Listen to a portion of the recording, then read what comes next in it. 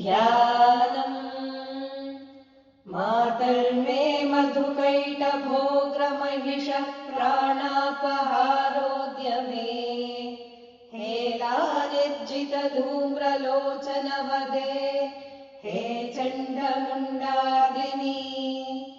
निःशेषीकृतरक्तबीजदनुजे नित्ये निशुम्भापहे शुम्भध्वंसिनि संहराशु दुरितन् दुर्गे